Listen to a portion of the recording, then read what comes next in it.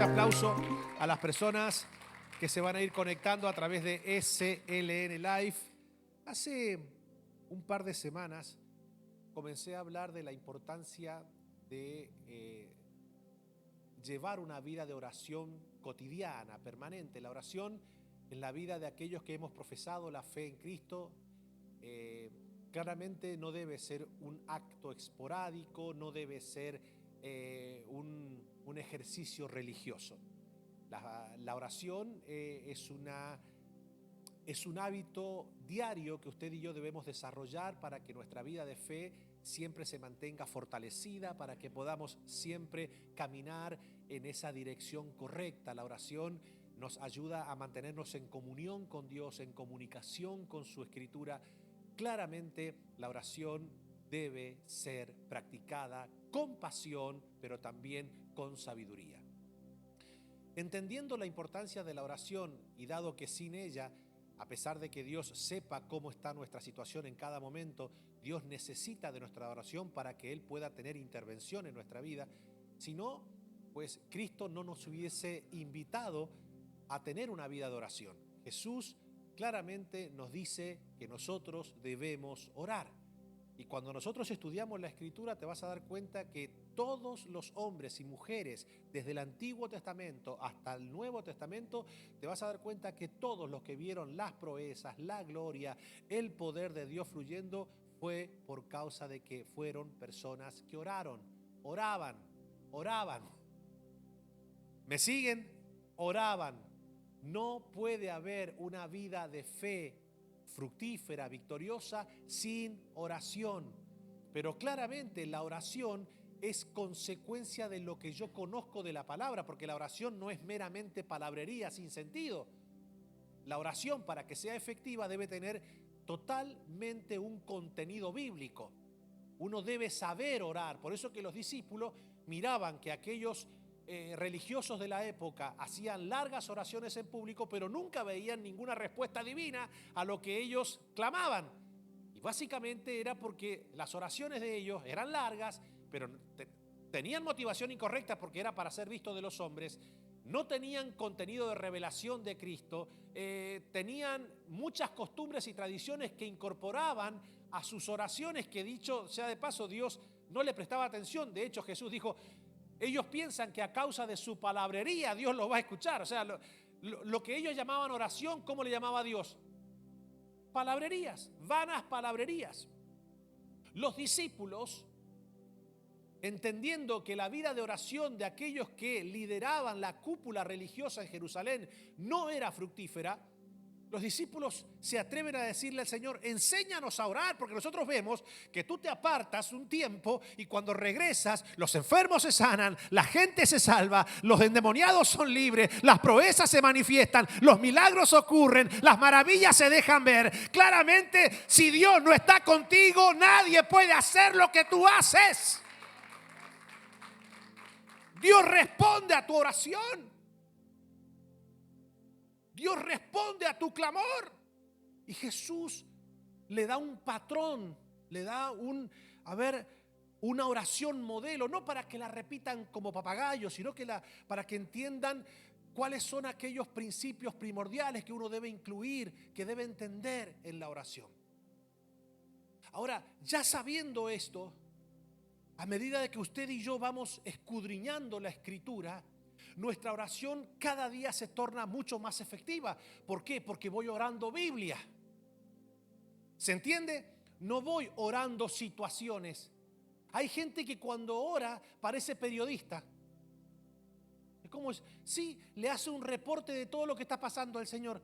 O sea, ora su situación, pero nunca su solución. ¿Por qué? Porque desconoce la solución. Como no escudriña la Escritura, entonces le hace todo un clamor de situación. Señor, estoy pasando esto. El médico me dijo esto. Taca. Le da todo un reporte de su situación y Dios dice: escúchame, me estás diciendo como si yo desconociera lo que estás atravesando. Pero la oración, para que sea efectiva, no es que tú me dejes saber lo que está pasando, porque yo ya sé lo que está pasando. Para que tu oración sea efectiva debe ser de fe. Y la oración de fe es aquella que yo pues oro en obediencia y en revelación de la palabra. Señor, esto estoy pasando, pero tu palabra dice esto. Tu palabra dice esto. Tu palabra dice esto. Escrito está, escrito está. Pero no solamente escrito está. Dios tiene que ver que ese escrito está. Yo lo estoy orando con fe, pero ese escrito está, también Dios contempla de que lo esté orando con buena contextualización.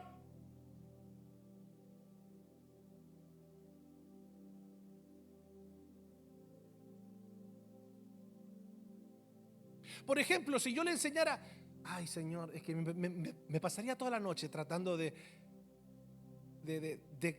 que aprendiéramos estas cosas tan importantes. Por ejemplo, yo sé que, por ponerle un ejemplo básico de lo que sería orar un versículo bíblico, pero descontextualizado. Y creyendo de que me va a pasar porque tal vez creí que lo que estoy orando es lo real, pero estoy descontextualizado. ¿Me dejan darle un ejemplo? Bueno, por ejemplo, si a mí me dicen, todo lo que tú declares con tu boca te va a pasar. Yo agarro, me pongo a enseñarles a ustedes que todo lo que tú declares con tu boca te va a pasar. Bueno, lo dijo el pastor.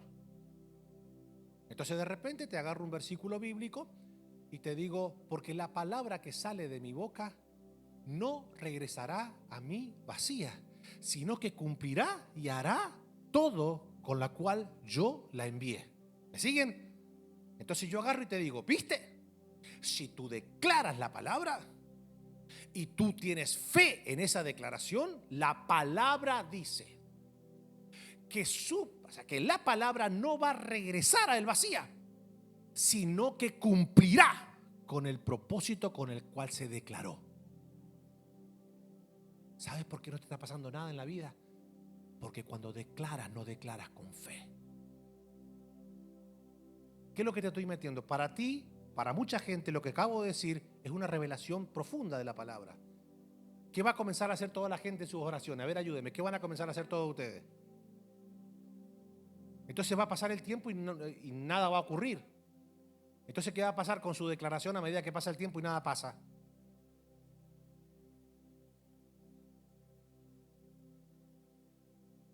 Entonces alguien te puede decir, pero escúchame, yo te estoy hablando Biblia, ¿eh? No, vos estás citando un versículo bíblico, pero no es Biblia. Porque cuando la palabra dice, la palabra que yo envío no regresará a mi vacía, sino que cumplirá con el propósito con el que lo envié, ¿sí o no? Así dice la Escritura. ¿A quién se estaba refiriendo? A Cristo. Cristo es la palabra. Él la hizo descender, cayó aquí y no va a regresar, a él no va a regresar vacía, sino que va a cumplir con el propósito con el que la envió. Ese versículo está hablando de Cristo. No está hablando de un decreto humano que yo declaro y las cosas suceden.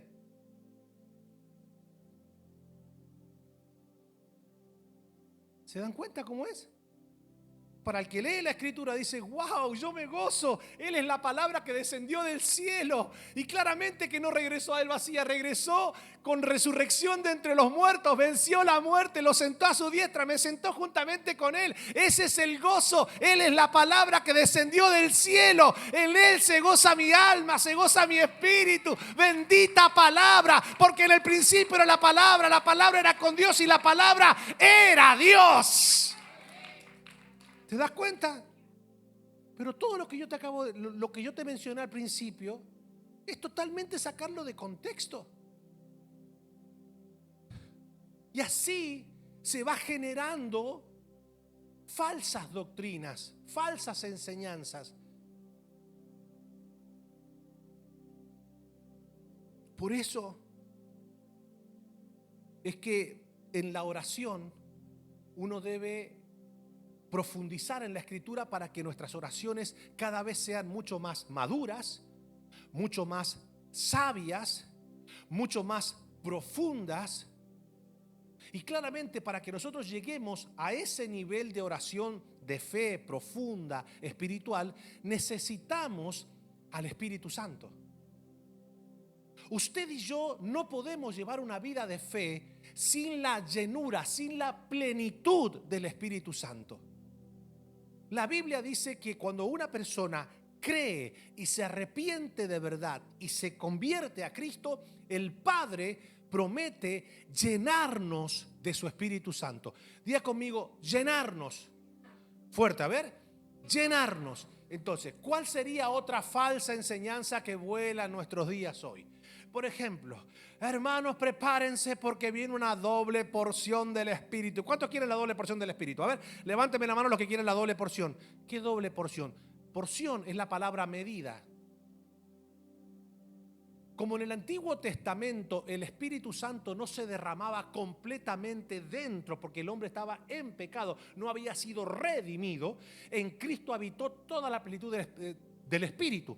Cuando Cristo vence la muerte, resucita entre los muertos, dice: a ustedes les conviene que yo me vaya, porque si yo no me voy, el Padre no podría enviar al Espíritu Santo, y ese Espíritu Santo ya no va a ser como en el Antiguo Testamento, que estaba en momento determinado con alguien. No, estará con ustedes y en ustedes.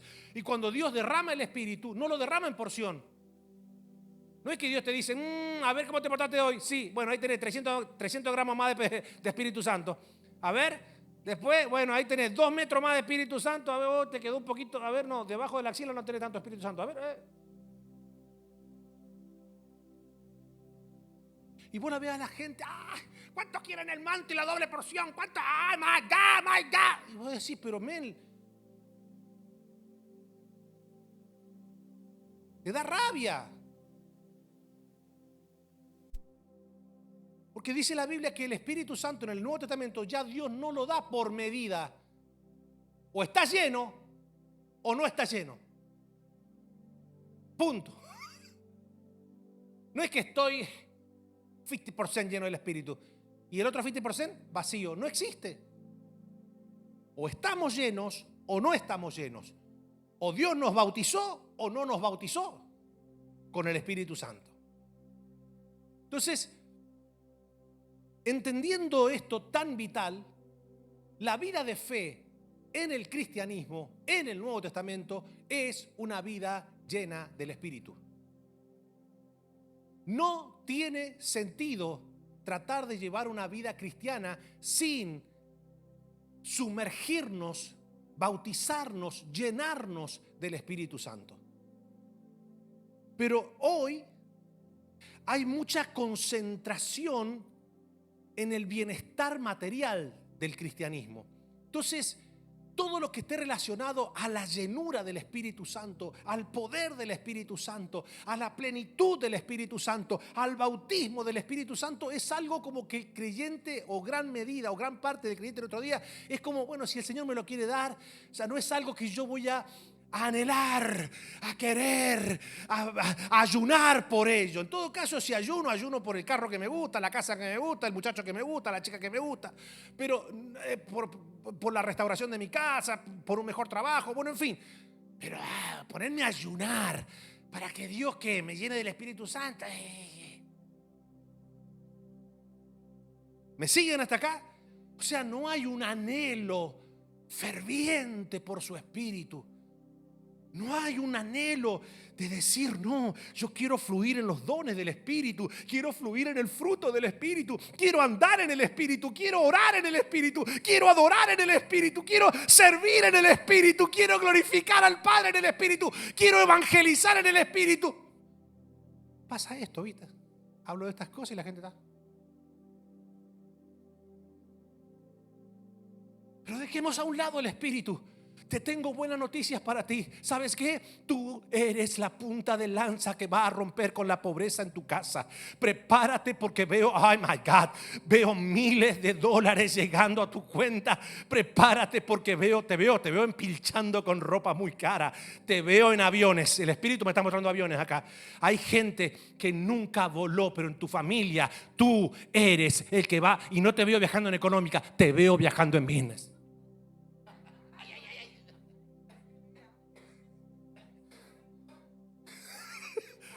Ahí está amén. Agarra esa palabra.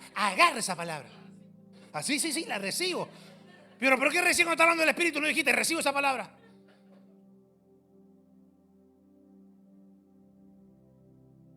Hay un muchacho, mi hermano, que lleva años conociendo al Señor. Vos sabés que yo soy frontal para decir las cosas. A veces caigo pedante por eso, pero yo te lo digo las cosas, yo no tengo problema. Si el tipo conoce y está con una muchacha que al parecer hija de pastor, y se fueron a vivir juntos sin estar casados. No importa. Otra más, mirá, parecida a un argentino que está por California. No digas eso. No. Lo que es malo, a pesar que sean mis hijas, Lo que está mal, ya está. A ver, diga conmigo, lo que está mal, a pesar de que sean mis hijos. Si está mal, está mal. No es que algo deja de estar mal porque lo hizo uno de mis hijos.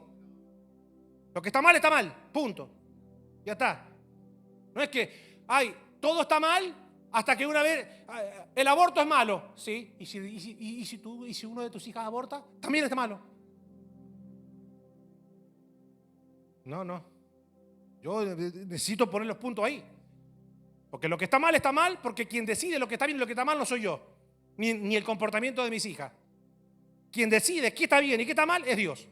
Y lo dejó establecido en su palabra. Dios es el árbol de la ciencia que determina el bien y el mal. Él. Punto. Ya está, no hay más nada. ¿Qué pasó? ¿Escuchá? Porque para que vean cómo está. Le digo, seguís en la carne. Callate. El que esté libre de pecado, viste como te dicen todos los carnales. El que esté libre de pecado que tire la primera piedra. Digo, seguís en la carne. Vos sabés que eso se llama fornicación. Y los fornicarios que practican, no es el que, en un momento determinado se dio una tentación, fue y pidió perdón. No, si vos literalmente sabés que estás fornicando, vos si te moriste vas al infierno. Punto y aparte. Callate, vos sos fanática. A los 5 minutos le pongo, vas a producir, adrede, vas a producir en los próximos 40 días lo que no produciste en todo el año. Recibo esa palabra.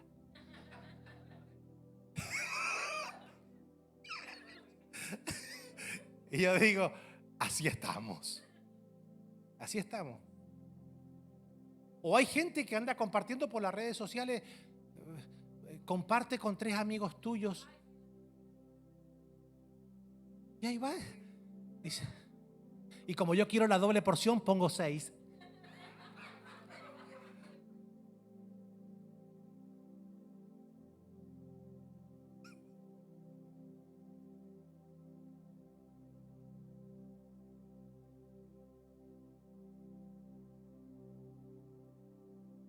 Si quieres que te vaya mal en este fin de año, no compartas este portal.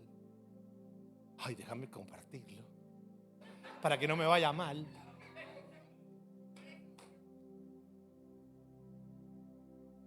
Entonces, no hay nada más lindo, míreme todo el mundo, por favor, no hay nada más lindo que recibir respuesta a las oraciones de Dios, que uno le hace a Dios. Y dijimos la vez pasada que debemos acostumbrarnos no solamente a pedir cuestiones meramente personales, familiares o materiales, lo cual Dios claramente escucha. ¿Me siguen hasta acá? No es que ahora vamos a dejar de pedirle a Dios por situaciones personales, familiares, materiales. Yo no estoy diciendo eso. Lo que estoy diciendo es que hay gente que enfoca la oración en esas 3 cuestiones, pero nunca tienen peticiones espirituales. De hecho, no saben qué pedir. Si le va bien en la familia, si le va bien materialmente y si le va bien en la salud, ya dicen, es que no tengo motivo para orar. Me aburro, ¿de qué querés que ore? Pero la oración no solamente es para eso, la oración es para llevar una vida de intensidad y también para pedir, pero también para pedir peticiones espirituales. Y dijimos que una de las peticiones era la sabiduría.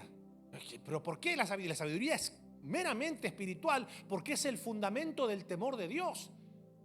Y el temor de Dios, dice la Biblia, que la remuneración de la humildad y el temor de Dios son las riquezas y el bienestar.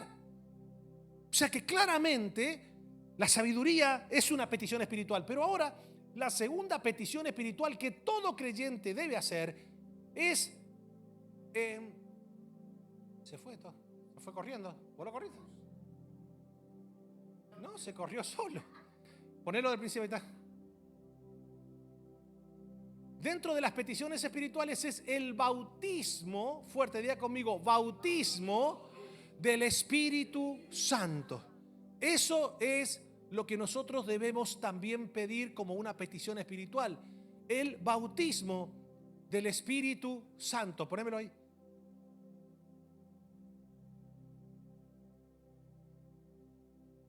Nosotros debemos aprender a pedir el bautismo del Espíritu Santo. Mira lo que dice la Escritura. Y yo os digo, pedid y se os dará. Buscad y hallaréis. Llamad y se os abrirá. Porque todo aquel que pide, recibe. Y el que busca, halla. Y al que llama, se le abrirá. ¿Qué padre de vosotros, si su hijo le pide pan, le dará una piedra? O si pescado, en lugar de pescado, le dará una serpiente. Mira lo que dice ahora. O si le pide un huevo, le dará un escorpión. Pues si vosotros, siendo malos, sabéis dar buenas dádivas a vuestros hijos, ¿cuánto más vuestro Padre Celestial dará el Espíritu Santo a los que se lo pidan?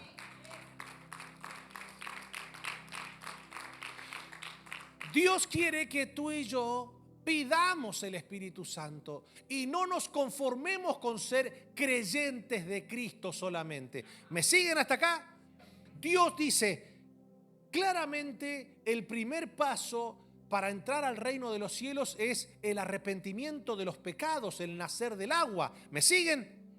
Entonces, una persona que dice, bueno, yo ya me arrepentí. Yo ya fui a las aguas bautismales para reconocer que quiero que el viejo hombre quede atrás y se levante el nuevo. Hasta ahí estamos bien, gloria al Señor. Pero hay personas que se conforman con ese bautismo y se quedan, son salvos y se mueren. Diga conmigo, sí, son salvos. Pero la Biblia no solamente nos deja saber que el bautismo en agua es lo que Dios ha dispuesto para sus hijos. Juan el Bautista dijo, yo a la verdad los bautizo en agua para arrepentimiento de pecado. Pero tras de mí, es decir, Jesús, Él, y habla de bautismo, Él os bautizará con Espíritu Santo y fuego. O sea, está hablando de una plenitud espiritual. La persona que ha experimentado solamente el bautismo en agua es una persona que ya tiene garantizada la salvación. Pero la persona que es bautizada con Espíritu Santo y fuego se garantiza una vida llena de poder y unción para pisarle la cabeza al diablo en medio de su estadía en esta tierra.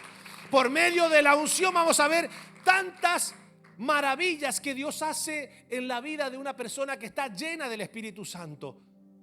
Entonces, corremos el riesgo de, por ejemplo, padecer lo que estaban padeciendo estos creyentes en un momento determinado cuando Pablo se encuentra con ellos. Mira lo que pasó.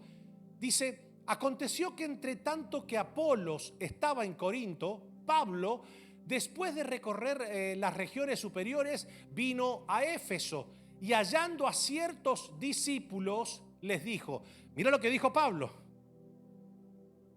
Pablo era una persona sumamente llena del Espíritu Santo y si le hace esta pregunta es porque él veía creyentes que tal vez no reflejaban la plenitud del Espíritu en su vida, por eso que él se atreve a decirle esta pregunta. Le dice, ¿recibisteis el Espíritu Santo cuando creísteis? Escuchen lo que ellos le dicen. Y ellos le dijeron, ni siquiera hemos oído si hay Espíritu Santo. Deténgase ahí. ¿De quién es la responsabilidad? Vamos a escudriñar esto que está aquí. Si ellos ni siquiera habían escuchado si había Espíritu Santo, ¿quién pues era el responsable de que ellos vivieran en esa ignorancia de una bendición tan grande como la llenura del Espíritu. La persona que le predicó y la persona que le estaba enseñando. Entonces, hoy hay muchísimas denominaciones en donde la llenura del Espíritu no se predica. El bautismo del Espíritu no se predica. Algunos, porque claramente el bautismo del Espíritu Santo no es algo que solamente se predica. El que lo predica tiene que estar lleno del Espíritu para que lo pueda impartir. Lo voy a volver a repetir. Porque yo no puedo, yo puedo enseñar, pero otra cosa es impartir. La enseñanza es producto del estudio, la impartición es producto de una plenitud que uno vive.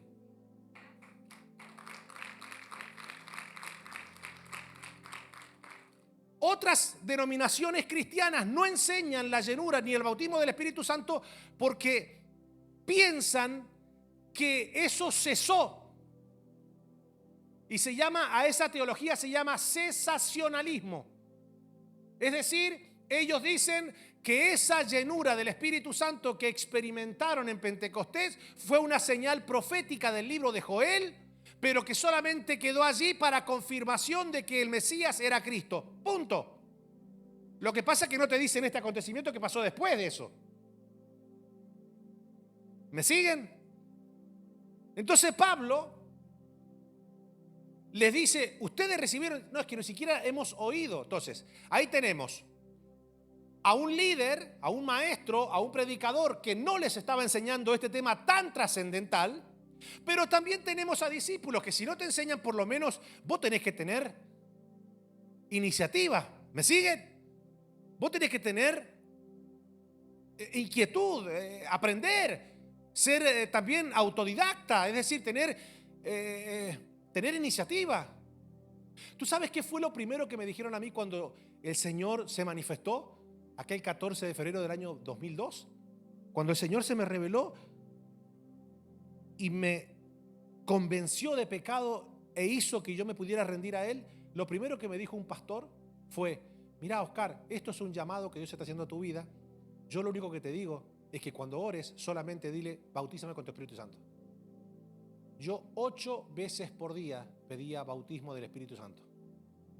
Antes de dormir, al levantarme, cuando iba al trabajo, en la ducha, en todos lados. Siempre me quedó eso grabado en la cabeza. Bautismo de Espíritu Santo. Y gloria al Señor, porque ya han pasado más de 2 décadas y solo por la llenura del Espíritu Santo es que yo puedo decir estoy de pie, caminando en el Señor y siguiendo peleando la buena batalla de la fe. Entonces, para mí como pastor es importante, escúcheme, hay gente, ¿lo puedo decir? Hay ministros que miden su éxito ministerial por la acumulación de gente que logran poner en un megatemplo o en un templo. Pero en realidad lo que hace que un ministro realmente ante Dios sea exitoso es, número 1, que el ministro esté lleno del fuego, porque la Biblia dice en Hebreos, yo haré de mis ministros ministros de fuego. O sea que el éxito ministerial para Dios en primera instancia es personal, del ministro con Dios. Porque el ministro puede ser muy carismático, puede tener muchas estrategias de liderazgo, puede dominar grandes multitudes. Sin embargo, los fariseos no movían multitudes. Pero ¿cómo estaban por dentro? Muertos. ¿Me siguen? Entonces, para Dios el éxito ministerial es primeramente que el ministro esté lleno del fuego, lleno del poder del Espíritu Santo, y después no es cuánta gente tenés, es cuántos han sido realmente bautizados con Espíritu Santo y fuego. Pues si vos tenés una congregación de 20.000 personas, donde solamente tenés un puñadito de gente que ha sido bautizada, nacida de nuevo en Cristo, sumergida en el poder del Espíritu Santo, entonces, ¿dónde está el éxito? El éxito jamás será la acumulación de gente. El éxito siempre será la llenura del Espíritu Santo fluyendo en la vida del creyente. Entonces dice, y ellos dijeron, ni siquiera hemos oído si hay Espíritu Santo. Entonces dijo, ¿en qué pues fuisteis bautizados. Y ellos le dijeron, en el bautismo de Juan. ¿Se recuerda con el bautismo de Juan? Claro. Dijo Pablo, Juan bautizó con bautismo de arrepentimiento, diciendo al pueblo que creyesen en aquel que vendría después de él. Esto es, en Jesús el Cristo. Cuando ellos oyeron esto, fueron bautizados en el nombre del Señor Jesús. Y ahora viene Pablo. Pablo estaba ¿cómo? Entonces ya Pablo había enseñado. Ahora venía ¿qué? La impartición. Pero ahora, escuchen esto, para que las personas que todavía no han sido llenas del Espíritu Santo puedan realmente también disfrutar de ese bautismo, deben haber dos cuestiones muy fuertes. Número uno, que hay que pedirle a Dios. El que bautiza con Espíritu Santo y fuego es Dios. El ministro que está impartiendo debe tener lo que dice que Dios da. Y la persona que quiere recibirlo debe anhelarlo con todo el corazón. Porque si una persona pasa y dice, yo quiero el Espíritu Santo. Poneme las manos. Dale, tumba. A ver si me tumba. Esa persona no va a recibir nada. ¿Por qué? Porque, el Espíritu Santo no es, a ver qué se siente. No. La llenura del Espíritu, el bautismo del Espíritu no es para los curiosos. No es para ver si es real o no. No. El Espíritu Santo es para aquellos que tienen sed de Él. El que tenga sed, venga y beba gratuitamente de Dios. Entonces, hay que anhelarlo. ¿Por qué? Porque dice la Biblia que el Espíritu nos anhela celosamente. Entonces, diga conmigo, la bendición más hermosa que Dios nos puede regalar, nos puede dar, es la llenura del Espíritu Santo. Como es algo tan valioso, Dios se lo da a la gente que tiene hambre y sed de ello. No se lo va a dar a cualquiera. A ver, bautizame para demostrarle a los testigos de Jehová que tú no eres una fuerza activa. Cualquiera, no. Un día mi hermano, mi cuñada, ustedes la conocen. A veces el Señor te da lecciones, mi hermano. Estábamos recién comenzando la iglesia, llevaba un par de meses en la iglesia y el piso no era de alfombra, era de baldosa. Duro el piso. Entonces mi cuñada estaba dando los primeros pasitos, ¿viste? Eso pasó hace como 17 años. Ya de allá hasta acá ha dado como 3 pasos más. Aprovecho que no está. Entonces, ella era media, ¿viste? ¿Cómo se llama cuando la gente no cree mucho? Escéptica. Entonces agarra y me dice, a mí no me vas a tumbar. Le digo, ¿qué siquiera te voy a tumbar de nada? Le digo, anda a la iglesia si querés, anda a la iglesia. Dice, sí, pero a mí, dice, yo no me voy a tirar, me dice. Le digo, pero quédate tranquila, niña. Entonces, fue ella, ¿viste? Comenzamos a cantar y comenzamos a adorar y yo comencé a orar. Oré por un par de... Igual también, comencé a orar, ahí está. Entonces, claro, viste que siempre se pone un servidor detrás. Cuando va el servidor a ponerse detrás de mi cuñada, le digo yo, salite si ella no cree en esto. Yo voy a orar por ella nada más, pero si ella no cree. Entonces yo agarré, oré por ella un segundo. Entonces cuando me doy vuelta para seguir orando, siento... ¡pum!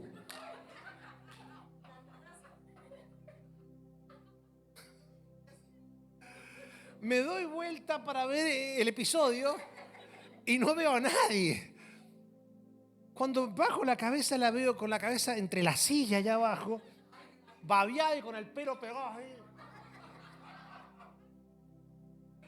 No le tiré foto, ese fue el pecado que cometí.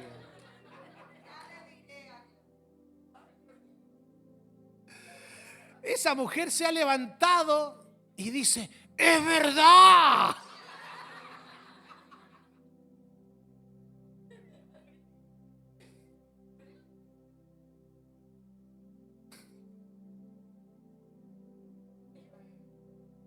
Porque acuérdense que el bautismo del Espíritu Santo, diga conmigo, es algo divino. Por eso que Juan dice, mira, lo mío es más que nada protocolar en cuanto a la salvación. O sea, ustedes vienen a mí, yo los bautizo en agua y cumplimos para que se lleve a cabo la confesión de fe. ¿Me siguen? Yo eso lo puedo hacer, dice Juan. Humanamente yo puedo a ustedes bautizarlos en agua. ¿Me siguen? Pero Juan dice, miren, el otro bautismo no es algo protocolar que puede hacer un ministro humano. Eso viene del cielo. Por eso que Jesús, cuando le dijo a aquellos discípulos que estaban en el aposento alto, le dice, esperen aquí hasta que reciban poder de lo alto. Es el Espíritu de Dios el que se manifiesta. Entonces dice la Escritura, entonces Pablo, habiéndoles impuesto Pablo las manos, vino sobre ellos el Espíritu Santo. ¿Y qué pasó? Y hablaban en lenguas y profetizaban. Ese es nuestro gran Dios. Lo vamos a dejar hasta aquí y le vamos a comenzar a pedir, a partir de la semana que viene, voy a comenzar a hablar por qué es tan importante pedir el bautismo del Espíritu Santo, qué genera el Espíritu Santo, qué quiere hacer el Espíritu Santo en nosotros. Pero ahora nos vamos a quedar aquí pidiéndole a Dios, diciéndole, Señor, yo necesito el bautismo de tu Espíritu. Necesito que me sumerjas. Necesito ese maravilloso poder que desciende de lo alto. Y el Señor mismo se encarga de concedernos esta petición tan hermosa como es el Espíritu Santo. El Señor dijo, no los voy a dejar huérfanos. No van a quedar a la deriva en un mundo cruel, oscuro y lleno de maldad. A ustedes les conviene que yo me vaya. Porque como donde yo voy, ustedes todavía no pueden ir. Yo me voy a preparar morada para ustedes, una morada eterna. Ustedes van a quedar transitoriamente siendo mis representantes, mis embajadores, siendo mi cuerpo espiritual para que el mundo pueda escuchar las buenas nuevas. Pero no los voy a dejar solos. Mi cuerpo no lo voy a dejar así solo. Mi cuerpo lo voy a dejar lleno del Espíritu Santo. Ese mismo Espíritu que me ha resucitado a mí de entre los muertos. Ese mismo Espíritu que me ha acompañado durante todos mis días en este transitar terrenal. Ese mismo Espíritu, ni más ni menos, el mismo Espíritu Santo es el que el Padre va a derramar sobre aquellos que le pidan con deseos, con ganas. Vamos, yo le invito a que se ponga de pie en esta noche y dígale, Señor, yo necesito el bautismo del Espíritu. Yo necesito sumergirme en tu Espíritu. Yo quiero, Señor, quiero conocerte en espíritu y verdad. Vamos, levanta tus manos y dile, Señor, necesito bautismo. Si usted nunca se ha bautizado en el Espíritu, pídale a Dios bautismo. Y si Dios en algún momento lo bautizó pero se adormeció, pídale al Señor que lo vuelva a llenar. Lléname, lléname, lléname.